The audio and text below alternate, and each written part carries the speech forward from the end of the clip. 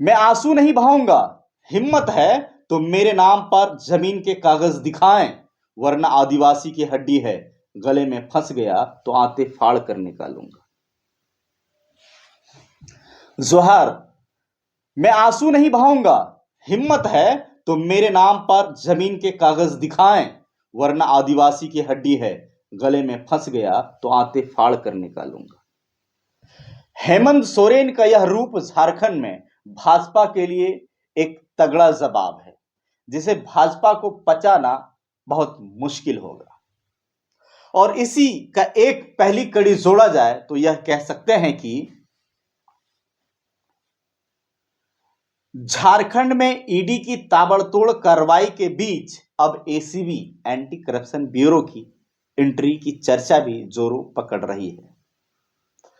दावा है कि चंपई सरकार जल्द ही रघुवर सरकार के उन मंत्रियों की फाइल खोलने की तैयारी में, जिनके ऊपर मंत्री रहते हुए अवैध कमाई का गंभीर आरोप है।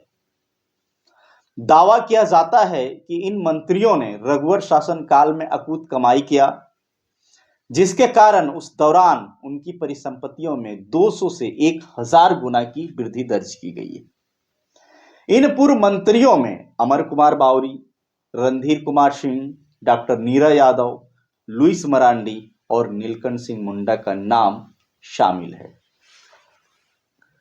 तो आइए जानते हैं आगे।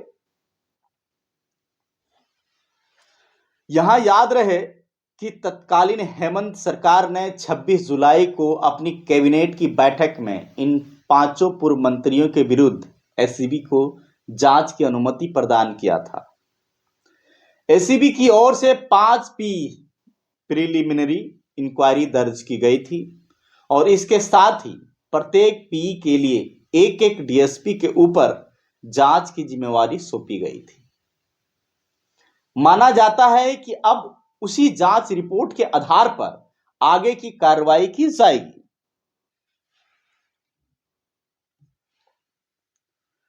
दरअसल दावा है कि पूर्व सीएम हेमंत सरकार की गिरफ्तारी से तिलमिलाए झामुमो और महागठबंधन के अंदर इस बात की रणनीति बन रही है कि अब जल्द ही इस मामले को उसको अंजाम तक पहुंचाया जाए, ताकि जिस भ्रष्टाचार को भाजपा चुनावी मुद्दा बनाना चाहती है उसकी धार को ही भोथरा कर दिया जाए। क्योंकि जैसे ही इन पूर्व मंत्रियों की गिरफ्तारी होगी, भाजपा यह कहने की हालात में नहीं होगी कि यह बदले की कार्रवाई है और उसका यह दावा है कि ईडी अपना काम कर रही है कि भी हवा निकल जाएगी, क्योंकि तब सवाल किया जाएगा कि यदि ईडी अपनी कार्रवाई कर रही है तो एसीबी भी अपनी कार्रवाई कर रही है। एक की कार्रवाई जायज और दूसरी की कार्रवाई गलत कैसे? यहां यह भी ध्यान रहे कि विधानसभा के पटल पर पूर्व सीएम हेमंत ने इस बात की चुनौती पेश की है कि यदि कोई यह साबित कर दे कि उनके द्वारा किसी जमीन की खरीद बिक्री हुई है या भूयहरी जमीन पर कब्जा किया गया है या उस जमीन का उसके साथ कोई दूर दूर तक का नाता भी है, तो वह राजनीतिक क्या झारखंड को अलविदा कर चले जाएंगे।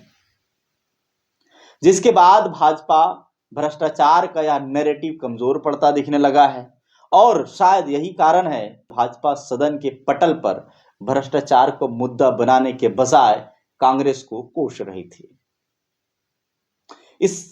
इस बात ताना मार रही थी कि कांग्रेस के द्वारा न जाने कितने राज्यों में राष्ट्रपति शासन लगाया गया, लेकिन सारे आरोपों के बावजूद वह पूर्व सीएम हेमंत पर भ्रष्टाचार का वाहन छोड़ने से बचती नजर आई। साफ है कि इस विधानसभा में हेमंत के भाषण के बाद भाजपा रक्षात्मक मुद्रा में खड़ी हो गई है, लेकिन इधर झामुमो और महागठबंधन अब उन 5 मंत्रियों का फाइल खोलकर भाजपा को ही भ्रष्टाचार के मुद्दे पर घेरने की रणनीति पर बढ़ती नजर आ रही है। देखना है कि इस दिलचस्प लड़ाई का अंजाम 2024 के लोकसभा में क्या होता है। भाजपा की नैरेटिव काम आती है या हेमंत की गिरफ्तारी को आदिवासी अस्मिता पर हमला के रूप में परोस रही झामुमो अपने मिशन में कामयाब होता है। लेकिन फिलहाल इस लड़ाई में इन 5 पूर्व मंत्रियों की गर्दन तो निश्चित रूप से फंसती नजर आती है। बाकी इन 5 मंत्रियों के बारे में आपका क्या ख्याल है, कमेंट बॉक्स में जरूर लिखिएगा। और यह इंफॉर्मेशन जानकारी अच्छी लगी तो आगे शेयर करिएगा और चैनल को सब्सक्राइब करना ना भूलिएगा। मिलते हैं अगली कड़ी में, दीजिए पंकज को इजाजत। जोहार।